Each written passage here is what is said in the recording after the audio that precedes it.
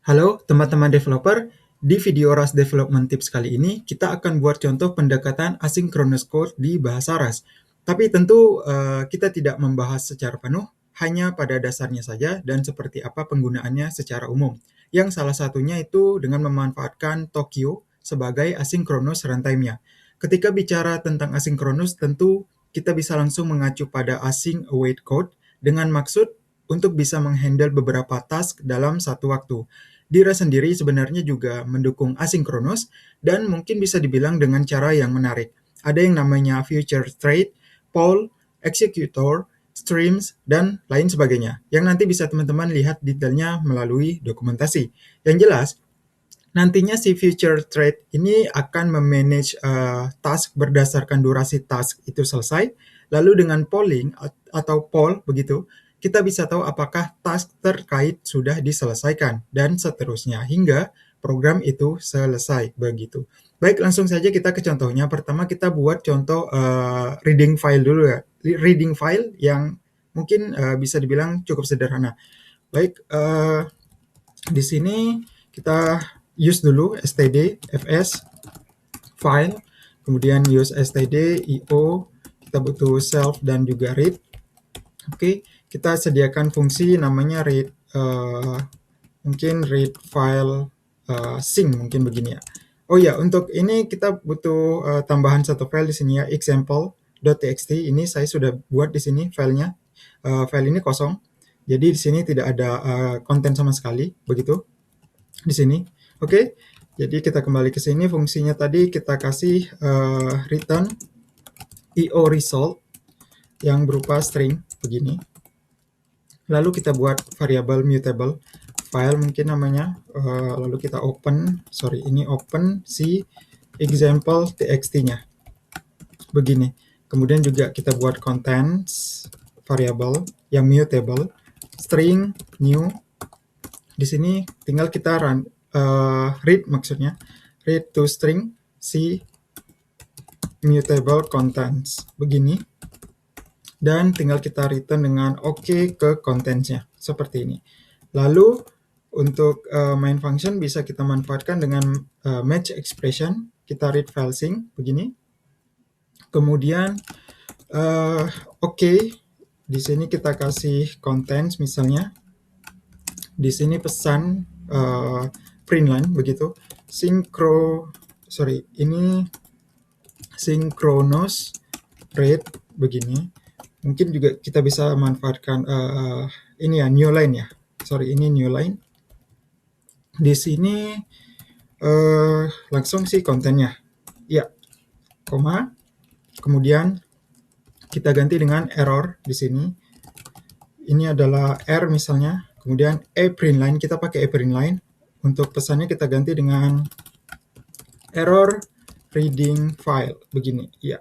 Lalu kita tidak butuh new line, kita di sini ganti juga dengan error. Yap, ini kita hapus. Ini kita save. Baik, di sini kita buat contoh reading file, program reading file dan kontennya yang masih berupa asynchronous code. Saya yakin teman-teman sudah mengerti program sederhana ini ya. Coba kita jalankan dulu. Cargo run. Yap, di sini hasilnya sudah muncul. Tentu tidak ada konten yang ditampilkan dari file example.txt ini ya.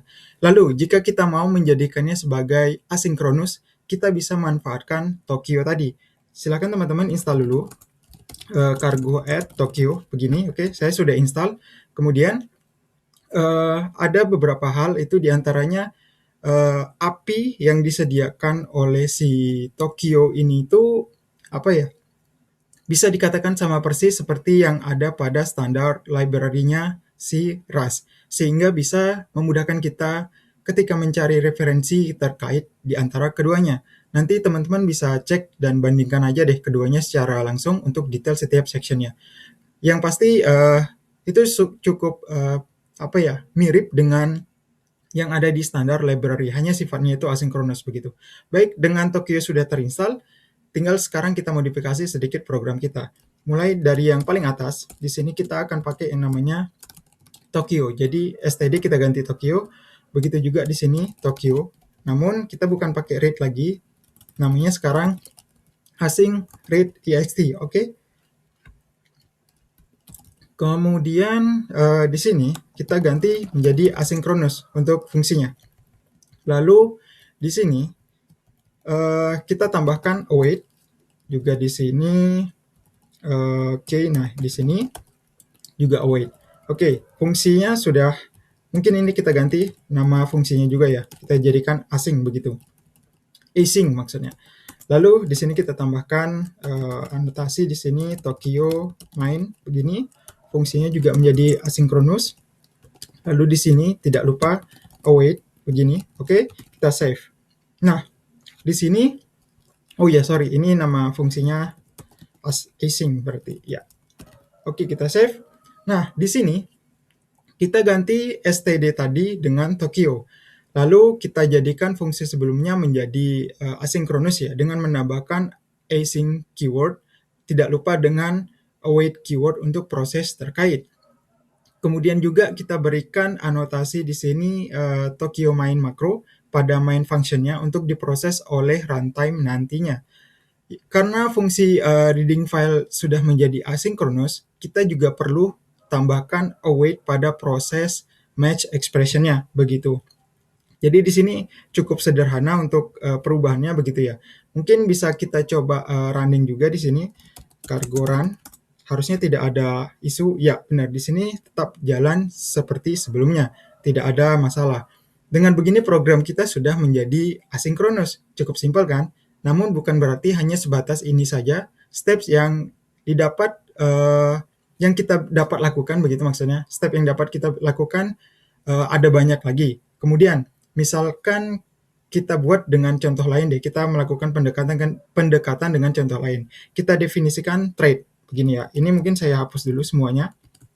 Oke, ini yap. Kita buat misal std collection. Kita butuh hash map di sini. Lalu use Tokyo sync mutex di sini. Oke, kemudian trait mungkin namanya apa ya, async cache begini ya. Kemudian K untuk key, V untuk value. Kemudian kita buat di sini asynchronous fn insert di sini self, kemudian key adalah K, value adalah V. Lalu juga async fn get untuk di sini self, kemudian key adalah reference ke key. Kemudian return-nya adalah option ke value-nya begini. Di sini kita buat contoh pendekatan cache system ya, yang ala-ala begitu sih, dengan dua macam fungsi untuk menyimpan data ke cache dan membaca data dari cache. Terus kita buat wadah cache-nya dengan bisa memanfaatkan si hashmap ini tadi, yang akan dibungkus oleh si mutex milik si Tokyo ya. Di sini ingat mutex-nya milik si Tokyo, bukan standar library. Di sini dengan maksud untuk handle thread save operation aja sih begitu.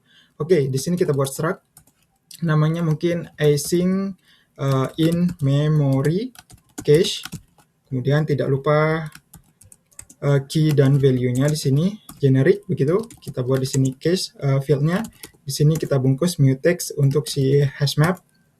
Kemudian key dan value begitu ya. Key and value. Kemudian kita implementasi juga di sini. Sorry, ini ketinggalan. Async in memory. Oke, K dan P. Lalu kita buat di sini associated function maksudnya. Di sini adalah self, kemudian kita return juga si self-nya. Lalu di sini mutex new, oke, hashmap new, begini. Cukup sederhana sekali. Di sini kita yang pasti sediakan method untuk membuat instance dari cache nantinya begitu. Kemudian kita perlu juga tambahkan implementasi trait yang kita buat ini ke wadah cache ini untuk proses simpan dan baca datanya begitu ya. Kemudian kita bisa di sini implementasikan juga langsung key and value K dan V, async cache. Sorry, ini async cache. Di sini adalah K, V. Kemudian di sini for async in memory.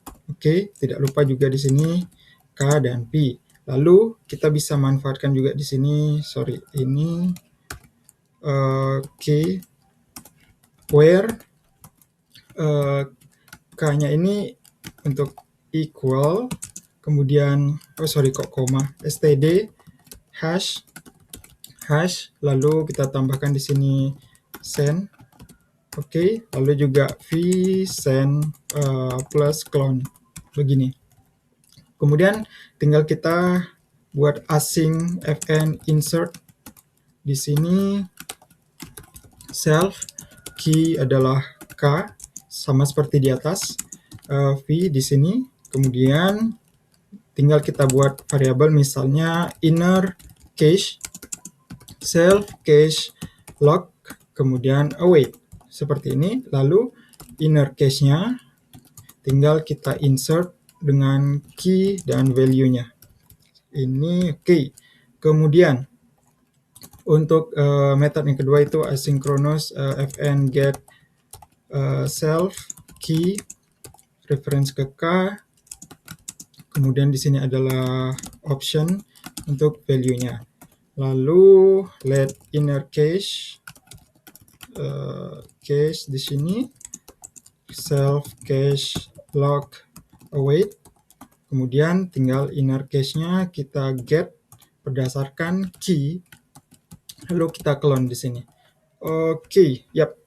Kemudian karena kita pakai, di sini karena kita pakai mutex ya. Mana tadi mutex? Nah, di sini mutex, di sini juga kita bungkus dengan mutex begitu. Kita perlu menggunakan log method di sini dan kemudian barulah kita simpan datanya. Begitu juga dengan proses baca datanya melalui method get ini. Kita juga di sini pakai threadbound ya, threadbound untuk proses handle data cache-nya. Terakhir tinggal kita gunakan hasil implementasi kita ini, hasil definisi fungsi kita ini. Thread dan struct di sini maksudnya itu ke dalam main function. Di bawah sekali di sini kita tambahkan dulu anotasi si Tokyo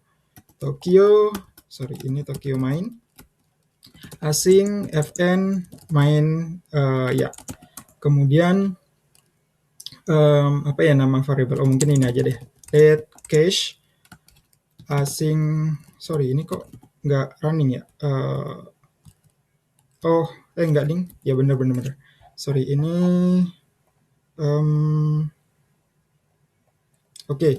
Harusnya sih kok nggak jalan ya auto complete-nya. Biasanya ada yang error sih, tapi nggak apa-apa. Ini coba kita running dulu.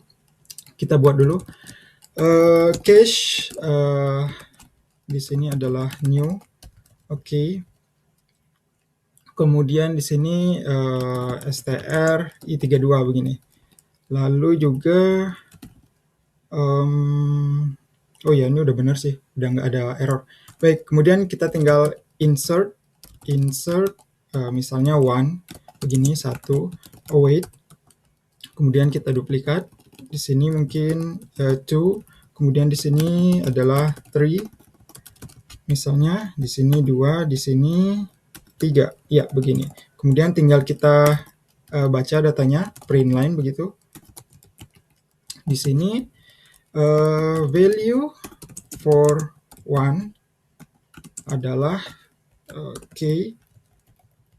Kemudian di sini si cache get 1 begini, lalu kita await. Oke, ini kita duplikat juga. Di sini adalah 2. Kemudian di sini juga adalah 2. Kemudian ini adalah 3. Juga di sini adalah 3. Ya. Oke, ya ini nggak ada error. Baik, coba kita tes running. Kita clear dulu cargo run. Harusnya sih nggak ada isu. Ya, di sini hasilnya berhasil ya dijalankan. Ini semuanya muncul. Kita yang pasti di sini buat dulu variabel cache begini sebagai wadah cache yang dibuatkan untuk instance dari struct yang kita sudah definisikan di atas ini sebagai wadah begitu. Lalu tinggal kita simpan dan insert datanya secara asinkronus. Di sini prosesnya itu baik untuk proses insertnya itu secara asinkronus dan untuk proses bacanya juga secara asinkronus dengan menentukan key yang kita dapatkan dari data yang ingin kita baca begitu. Jadi beginilah lebih kurang pendekatan dalam membuat asynchronous code di Rust dengan memanfaatkan runtime si Tokyo. Jika nanti teman-teman coba menerapkan asynchronous ke dalam program teman-teman, maka ada kemungkinan teman-teman akan menemukan error yang cukup asing yang berkaitan dengan feature state ataupun dengan jenis error yang berkaitan pada asynchronous di bahasa Rust itu sendiri. Saya akan sediakan link referensi di deskripsi video untuk teman-teman bisa baca lebih lanjut, lebih detail terkait dengan asynchronous di bahasa Rust ya. Sekian dulu untuk video kali ini dan sampai ketemu lagi di video selanjutnya.